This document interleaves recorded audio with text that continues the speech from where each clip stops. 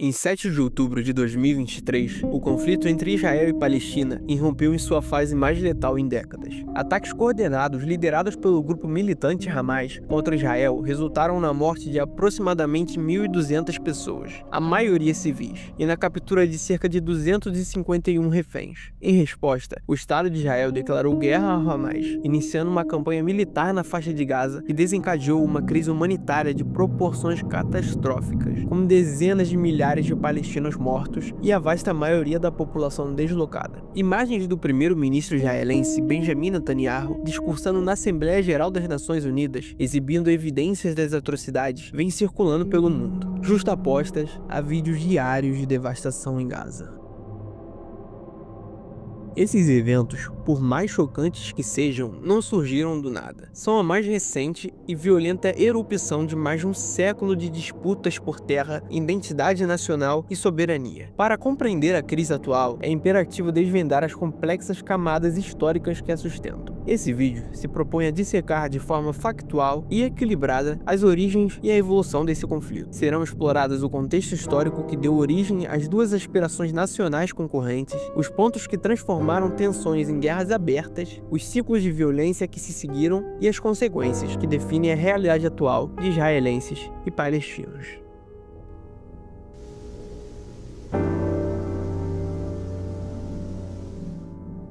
A narrativa do conflito Israel-Palestina se inicia com o surgimento de movimentos nacionalistas modernos no final do século XIX, que colidiram sobre um mesmo território carregado de significado histórico e religioso para ambos os povos. Para o povo judeu, essa terra, referida em textos sagrados como Canaã, é o berço de sua identidade espiritual, religiosa e nacional. Foi ali que se formaram os antigos reinos hebraicos como o Reino de Judá, e onde foram escritos os textos fundamentais do judaísmo. A expulsão pela força do Império Romano em 70 d.C. deu início a uma longa diáspora, mas a conexão com Sião, um dos nomes bíblicos de Jerusalém, permaneceu como um pilar central da fé e da memória coletiva judaica ao longo dos séculos, alimentando a esperança de um retorno. Para o povo palestino, a identidade está ligada a uma presença contínua na mesma terra por séculos. Após as conquistas árabes no século VII, a região tornou-se progressivamente de língua árabe e majoritariamente de fé islâmica. Durante os 4 séculos de domínio do Império Otomano, a população local era composta predominantemente por árabes muçulmanos e cristãos, que coexistiam com uma pequena comunidade judaica. A identidade nacional palestina moderna começou a se cristalizar em resposta a forças externas, notadamente o surgimento do movimento sionista e, posteriormente, o colonialismo britânico. No início do século XX, a demografia da região era sem dúvidas árabe. Dados de 1914 indicavam uma população de 432 mil muçulmanos, 57 mil cristãos e 43 mil judeus. Em 1920, no início do mandato britânico, os árabes constituíam 93% da população total do território. Estes números são fundamentais para compreender por que a crescente imigração judaica foi percebida pela população nativa não como um simples movimento de pessoas, mas como uma ameaça existencial à sua demografia e ao seu futuro político. O final do século XIX foi marcado pelo auge dos nacionalismos na Europa, e suas ondas de choque se estenderam ao Oriente Médio, catalisando o surgimento de 2 movimentos nacionais. O sionismo político emergiu na Europa como uma resposta direta ao crescente e violento antissemitismo. Massacres organizados na Rússia czarista e o infame caso Dreyfus na França convenceram muitos judeus europeus, como o jornalista austro-húngaro Theodor Herzl, de que a assimilação nas sociedades europeias era impossível e que a única solução para a questão judaica era a autodeterminação em um Estado próprio. O movimento, em sua essência, era preponderantemente laico e secular, utilizando a linguagem do nacionalismo moderno para alcançar um objetivo político: a criação de um lar nacional seguro. Embora outras localidades como Uganda e Argentina tenham sido consideradas, a Palestina foi escolhida devido à sua incomparável ressonância histórica e religiosa, um fator poderoso para mobilizar o apoio judaico global. O slogan sionista, popularizado por Israel Zangwill, de "uma terra sem povo para um povo sem terra", embora eficaz como ferramenta de propaganda, ignorava a presença demográfica árabe e refletia uma visão colonial, na qual alguns líderes sionistas se viam como portadores de uma cultura ocidental superior, destinada a modernizar um Oriente estagnado. Paralelamente, o nacionalismo árabe ganhava força, buscando a independência e a unificação das províncias árabes do Império Otomano, que se encontrava em declínio terminal. Liderado pelas elites urbanas e assim como o sionismo, majoritariamente laico, este movimento não distinguia entre muçulmanos e cristãos, unindo-os sob uma identidade árabe comum. Suas aspirações culminaram na Revolta Árabe de 1916 a 1918, na qual líderes como Sharif Hussein de Meca se aliaram aos britânicos contra os otomanos durante a Primeira Guerra Mundial, movidos pela promessa de um grande e unificado reino árabe após a vitória aliada. A Primeira Guerra Mundial redesenhou o mapa do Oriente Médio e selou o destino da Palestina. O Império Britânico, em sua busca por vantagens estratégicas, fez promessas contraditórias que semearam as sementes do conflito. Por um lado, a Declaração Balfour de 1917 foi um triunfo monumental para o movimento sionista. Em uma carta dirigida a Lord Rothschild, uma figura proeminente da comunidade judaica britânica, o governo britânico declarou seu apoio ao estabelecimento na Palestina de um lar nacional para o povo judeu. Embora a declaração contivesse uma cláusula crucial de que nada será feito que possa prejudicar os direitos civis e religiosos das comunidades não judaicas existentes. Na prática, ela deu legitimidade internacional e o apoio de uma grande potência às aspirações sionistas. No entanto, esta promessa colidia diretamente com os compromissos assumidos com os líderes árabes e com os próprios planos imperiais da Grã-Bretanha. O Acordo Sykes-Picot de 1916 era um pacto secreto entre a Grã-Bretanha e a França, que já haviam dividido as terras árabes otomanas em esferas de influência, traindo assim a promessa de um Estado árabe unificado e independente. Com o fim da guerra e a dissolução do Império Otomano, a Liga das Nações formalizou o controle britânico sobre a região, estabelecendo o Mandato Britânico para a Palestina em 1922. O texto do mandato incorporava explicitamente a Declaração Balfour, tornando a criação de um lar nacional judeu um objetivo central da administração britânica. A política mandatária facilitou ativamente a imigração judaica, em grande escala, e a aquisição de terras por organizações sionistas. Essa transformação demográfica e econômica gerou tensões crescentes. A venda de grandes extensões de terra, muitas vezes por proprietários árabes ausentes, resultou no despejo de agricultores palestinos arrendatários,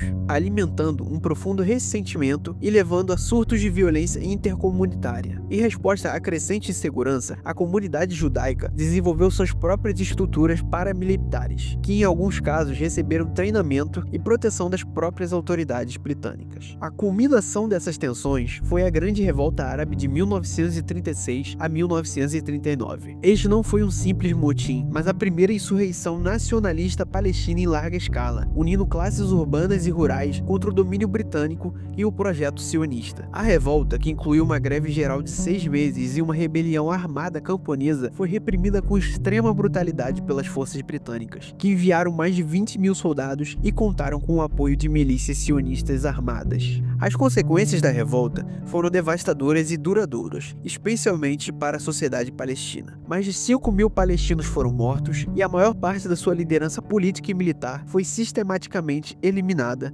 morta, presa ou forçada ao exílio. Esse vácuo de liderança se provaria fatal na década seguinte. Enquanto a estrutura política palestina foi decapitada, as milícias sionistas saíram do conflito mais fortes, mais organizadas e com experiência militar. A revolta forçou a Grã-Bretanha a reavaliar sua política, resultando no Livro Branco de 1939, que restringia drasticamente a imigração judaica e previa um Estado palestino unificado em 10 anos. A proposta, no entanto, veio tarde demais e foi rejeitada tanto pelos sionistas, que a viram como uma traição, quanto pelos árabes, que desconfiavam das intenções britânicas.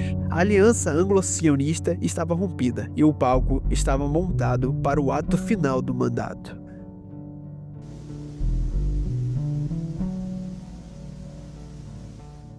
O período imediatamente após a Segunda Guerra Mundial foi o catalisador que transformou décadas de tensão em uma guerra total. A decisão da comunidade internacional de interferir resultou na criação do Estado de Israel, na Primeira Guerra Árabe-Israelense e no deslocamento em massa da população palestina, eventos cujas narrativas opostas definem o cerne do conflito até hoje. Após o Holocausto, a simpatia e a pressão internacional por uma solução para a questão dos refugiados judeus europeus e para a criação de um Estado judeu atingiram seu ápice. Exaurido e incapaz de conter a espiral de violência na Palestina, a Grã-Bretanha anunciou sua intenção de encerrar o seu mandato e entregou a questão à recém-criada Organização das Nações Unidas, em fevereiro de 1947. Em 29 de novembro de 1947, após meses de deliberação, a Assembleia Geral da ONU, sob a presidência do brasileiro Oswaldo Aranha, aprovou a Resolução 181, que recomendava a partilha da Palestina. Os termos do plano eram os seguintes. O plano propunha a criação de 2 estados independentes, um árabe e um judeu, que deveriam formar uma união econômica. Ao Estado judeu foram alocados aproximadamente 14.000 km², correspondendo a cerca de 54% do território do mandato. Isso incluía áreas estratégicas como a planície costeira e o deserto de Negev. Ao Estado árabe foram designados cerca de 11.500 km². A alocação territorial era desproporcional à demografia da época. A população judaica, com cerca de 600.000 pessoas, representavam aproximadamente 1/3 da população total, mas receberam a maior parte do território. Já a população árabe, com cerca de 1,2 milhão de pessoas, recebeu a menor porção. Devido à sua importância religiosa para judeus, cristãos e muçulmanos, Jerusalém e seus arredores, incluindo Belém, seriam estabelecidas como um corpo separado, sob um regime internacional especial administrado pela ONU. A reação do plano foi imediata e polarizada. A liderança da agência judaica e a maioria dos sionistas aceitaram a proposta, vendo-a como uma sanção internacional crucial para a soberania judaica, um passo histórico para a realização de seu projeto nacional. As ruas de Tel Aviv celebraram a votação. Por outro lado, os líderes palestinos e todos os estados árabes rejeitaram o plano. Do ponto de vista árabe, a ONU, uma organização percebida como dominada por potências ocidentais, não possuía autoridade moral ou legal para dividir a sua pátria sem o seu consentimento. A partilha foi vista como uma profunda injustiça. A combinação de um processo colonial que entregava a maior parte da sua terra a uma população minoritária, composta em grande parte por imigrantes recentes.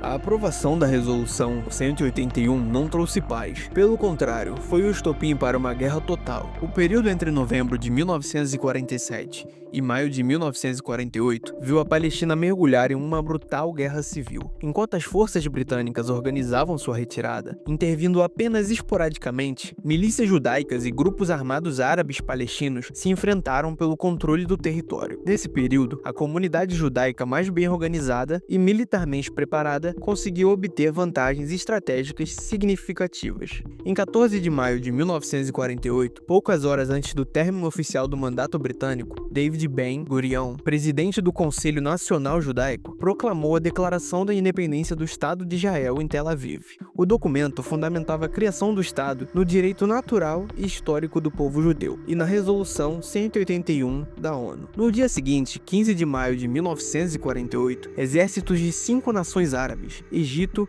Transjordânia, atual Jordânia, Síria, Líbano e Iraque, invadiram o território do recém-declarado Estado, dando início à Guerra Árabe-Israelense de 1948. Este conflito é lembrado por meio de 2 narrativas de trauma profundamente distintas e irreconciliáveis. Para os israelenses, a Guerra da Independência foi uma luta existencial pela sobrevivência. O recém-nascido Estado, com uma população de apenas 600.000 habitantes, enfrentou a invasão de múltiplos exércitos regulares. A vitória, alcançada após mais de um ano de combates, é vista como um evento milagroso e um ato heróico de defesa que consolidou a soberania judaica e garantiu a existência do Estado contra todas as probabilidades. Para os palestinos, a Nakba, a guerra, representou a destruição de sua sociedade e sua desapropriação em massa. Cerca de 750.000 palestinos, mais da metade da população árabe da Palestina na época, tornaram-se refugiados, fugindo ou sendo expulsos de suas casas. O êxodo não foi apenas um subproduto trágico da guerra. Em muitos casos, foi o resultado de ações deliberadas por parte de milícias sionistas e posteriormente do exército israelense, que incluíram expulsões forçadas, guerra psicológica e massacres, como o infame massacre na aldeia de Deir Yassin, em abril de 1948, que espalhou o pânico entre a população civil. Mais de 500 cidades e vilarejos palestinos foram despovoados e muitos foram subsequentemente destruídos ou repovoados por judeus e nomeados em hebraico. A guerra não terminou com um tratado de paz formal, mas sim com uma série de acordos de armistício assinados em 1949 entre Israel e seus vizinhos árabes. As linhas de cessar-fogo estabelecidas nesse acordo ficaram conhecidas como a Linha Verde e serviram como as fronteiras de fato de Israel até a Guerra de 1967. O resultado territorial da guerra foi uma vitória decisiva para Israel, que passou a controlar 78% do território do antigo mandato da Palestina, significantemente mais do que os 54% alocados pelo plano de partilha da ONU. O Estado palestino previsto na Resolução 181 nunca foi criado. Os territórios restantes foram divididos. A Cisjordânia, incluindo Jerusalém Oriental, foi anexada pela Jordânia, e a faixa de Gaza ficou sob administração militar egípcia. A consequência humana mais duradoura foi a criação de questão de refugiados palestinos. Em dezembro de 1948, a Assembleia Geral da ONU aprovou a Resolução 194, que afirmava que os refugiados que desejassem retornar às suas casas e viver em paz deveriam ter permissão para fazê-lo na data mais próxima possível, e que uma compensação deveria ser paga àqueles que escolhessem não retornar. Israel, citando preocupações de segurança e a necessidade de manter uma maioria demográfica judaica, recusou-se a implementar a resolução, solidificando o status de milhões de palestinos e seus descendentes como refugiados e o tornando o direito de retorno um dos pilares mais intransigentes do conflito.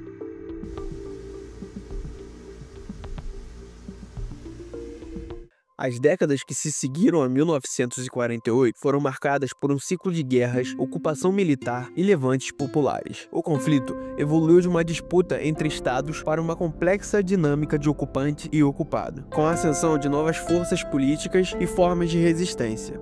A Guerra dos Seis Dias, em junho de 1967, representou a transformação mais fundamental na natureza do conflito desde 1948. Em um contexto de tensões crescentes, incluindo o bloqueio do Estreito de Tirã pelo Egito ao transporte marítimo israelense e a mobilização de exércitos árabes nas fronteiras, Israel lançou um ataque aéreo preventivo massivo contra a Força Aérea Egípcia. O resultado foi uma vitória militar israelense avassaladora. Em menos de uma semana, Israel derrotou as forças combinadas de Egito, Jordânia e Síria. As consequências territoriais foram imensas. Israel capturou e passou a ocupar militarmente a Península do Sinai e a faixa de Gaza do Egito, a Cisjordânia e Jerusalém Oriental da Jordânia, e as colinas de Golã da Síria. Pela primeira vez, toda a área da Palestina histórica estava sob controle israelense, colocando mais de 1 milhão de palestinos sob ocupação militar.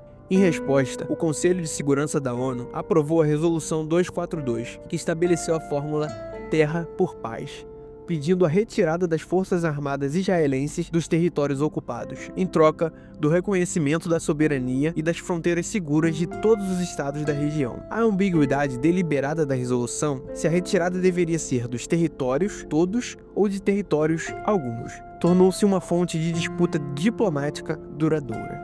Em 6 de outubro de 1973, no dia mais sagrado do calendário judaico, o Yom Kippur, Egito e Síria lançaram um ataque surpresa coordenado para recuperar os territórios perdidos em 1967. O ataque inicial pegou Israel de surpresa e infligiu pesadas baixas. Embora Israel tenha conseguido se reagrupar, repelir a ofensiva e no fim obter uma vitória militar, a guerra teve um profundo impacto psicológico. Os sucessos iniciais árabes destruíram o mito da invencibilidade militar israelense, que havia se consolidado após 1967. O conflito demonstrou que o status da ocupação não era sustentável e forçou uma reavaliação estratégica em ambos os lados. Para o mundo árabe, a guerra restaurou um senso de orgulho e dignidade. Para Israel, a vulnerabilidade exposta abriu caminho para futuras negociações diplomáticas, que culminaram nos acordos de Camp David, de 1978, nos quais o Egito se tornou o primeiro país árabe a reconhecer oficialmente Israel, em troca da devolução gradual da Península do Sinai.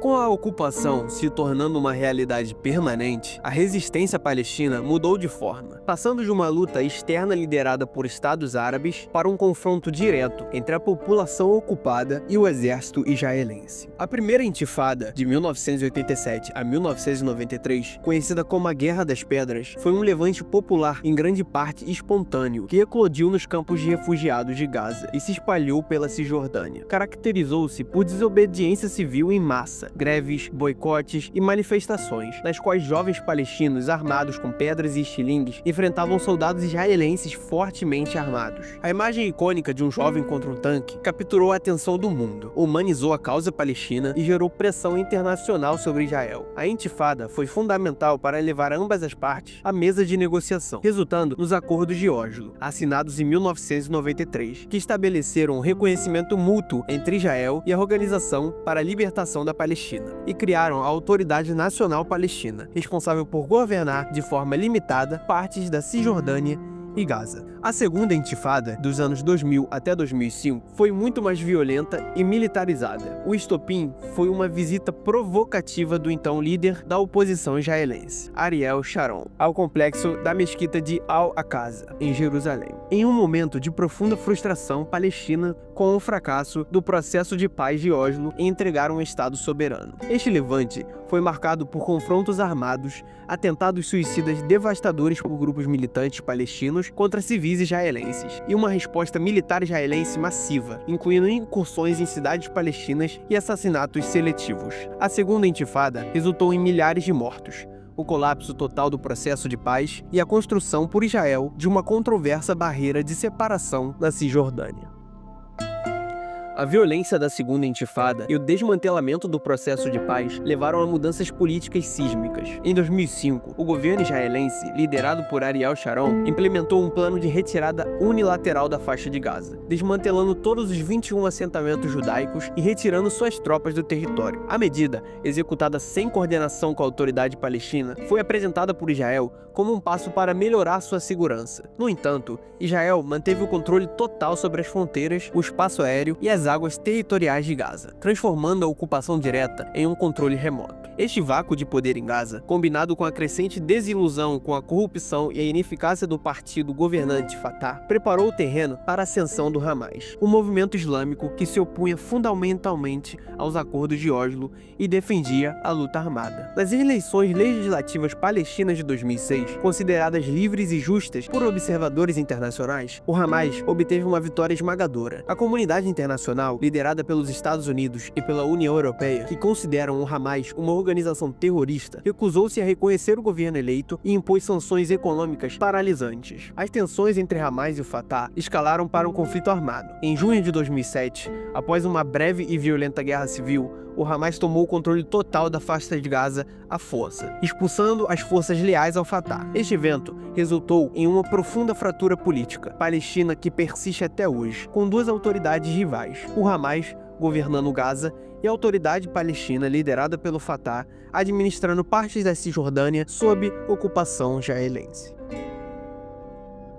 Em resposta à tomada de poder pelo Hamas, Israel e Egito impuseram um bloqueio terrestre, aéreo e marítimo rigoroso à faixa de Gaza em 2007. Israel justificou a medida como essencial para impedir o contrabando de armas e pressionar o Hamas. No entanto, organizações de direitos humanos e agências da ONU condenaram o bloqueio como uma forma de punição coletiva ilegal, que devastou a economia de Gaza, aprisionou a sua população de mais de 2 milhões de pessoas em uma prisão a céu aberto, e gerou uma crise humanitária caótica.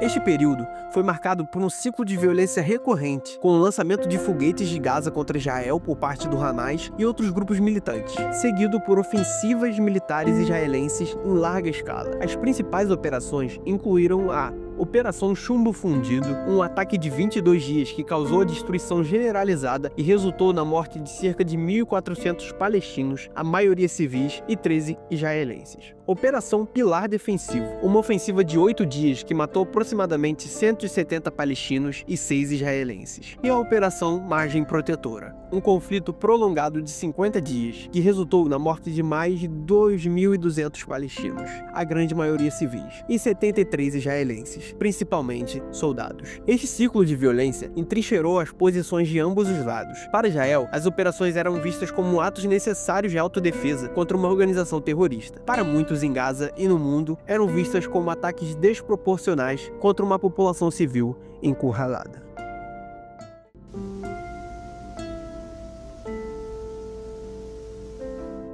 Os eventos iniciados em 7 de outubro de 2023 representam a falência de décadas de uma política de gestão de conflito que buscava conter a questão palestina em vez de resolvê-la. A violência sem precedentes e a subsequente crise humanitária expuseram a insustentabilidade e levaram o conflito a um novo perigoso patamar no cenário global. Na manhã de 7 de outubro, um feriado judaico, militantes liderados pelo Hamas e outros grupos armados palestinos lançaram uma incursão em larga escala a partir da faixa de Gaza para o sul de Israel. O ataque coordenado envolveu o rompimento da barreira fronteiriça, a infiltração em mais de 2 dezenas de comunidades israelenses e um ataque a um festival de música eletrônica. O resultado foi o dia mais mortífero na história de Israel. Cerca de 1.200 pessoas foram mortas, a esmagadora maioria sendo civis, e aproximadamente 251 indivíduos, incluindo crianças, idosos e cidadãos estrangeiros, foram sequestrados e levados como reféns para Gaza. Relatórios de organizações de direitos humanos e testemunhos de sobreviventes documentaram atrocidades generalizadas,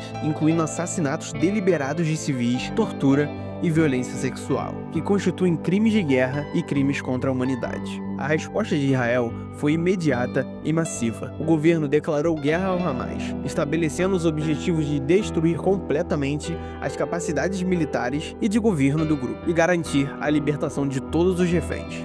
A campanha militar denominada Operação Espadas de Ferro começou como uma das mais intensas campanhas de bombardeio aéreo da história moderna, seguida por uma invasão terrestre que se expandiu progressivamente para cobrir quase toda a faixa de Gaza. A escala e a intensidade da ofensiva criaram uma crise humanitária de proporções catastróficas. De acordo com o Ministério da Saúde de Gaza, cujos dados são utilizados por agências da ONU, mais de 65 mil palestinos foram mortos até o final de setembro de 2025. Organizações como a Unicef destacaram um número chocante de crianças entre as vítimas, com mais de 17 mil mortas. O bloqueio quase total imposto por Israel e a destruição da infraestrutura levaram a um colapso sistêmico. Relatórios do Programa Mundial de Alimentos e da Classificação Integrada de Fases da Segurança Alimentar confirmaram a existência de fome em partes de Gaza, com toda a população enfrentando níveis agudos de insegurança alimentar. A Organização Médicos Sem Fronteira relatou que o sistema de saúde de Gaza foi sistematicamente desmantelado, com a maioria dos hospitais fora de funcionamento, devido a ataques diretos, cercos ou falta crítica de combustível e suprimentos médicos. Mais de 85% da população de Gaza, ou cerca de 1,9 milhão de pessoas, foram forçadas a deixar suas casas, muitas delas deslocadas várias vezes, em meio a ordens de evacuação israelenses que cobriram a maior parte do território. Simultaneamente, a violência na Cisjordânia ocupada atingiu níveis recordes. O Escritório das Nações Unidas para a Coordenação de Assuntos Humanitários registrou um aumento dramático no número de palestinos mortos por forças israelenses e colonos, bem como uma intensificação dos ataques de colonos a comunidades palestinas, resultando em mais deslocamentos forçados. Bem, nesse dia 10 de outubro, a guerra em Gaza chegou a um momento crucial, com a aceitação de um acordo de cessar-fogo por Israel e pelo Hamas, mediado pelos Estados Unidos. O pacto, que entrou em vigor, trouxe o fim dos combates que devastaram a região, resultando na troca de reféns israelenses por prisioneiros palestinos, e no início da retirada das tropas de Israel para linhas pré-designadas. O acordo foi recebido com comemorações tanto por israelenses quanto por palestinos, marcando o fim de um período de uma intensa violência que deixou um rastro de destruição e um grande número de vítimas. A primeira fase do plano inclui a libertação de todos os reféns vivos, a entrada de ajuda humanitária em Gaza e a reabilitação de infraestruturas essenciais, como hospitais, redes de água e eletricidade. Apesar do alívio imediato, a situação permanece frágil e a transição para uma paz duradoura enfrenta obstáculos significativos. Questões complexas como o desarmamento do Hamas, o futuro governo da faixa de Gaza e a possibilidade de um Estado palestino soberano ainda não foram resolvidas. No final das contas, o rumo que tudo isso tomará é incerto, mas se podemos ter certeza de algo, é que o que a humanidade faz de melhor é ser desumana. Ambos os lados conseguiram provar isso com êxito. Eu sou o Alienista, e o pedido para todos vocês é o seguinte: não escolham lados, escolham a humanidade. Não importa as diferenças, sejam elas religiosas, políticas, étnicas e culturais. Todos nós somos humanos. Eu não tenho a solução para esses problemas. Tudo que eu desejo é o bem da população inocente de ambos os lados, e que o resto do mundo crie cada vez mais um pensamento crítico para que isso nunca mais aconteça novamente. Um abraço e até a próxima.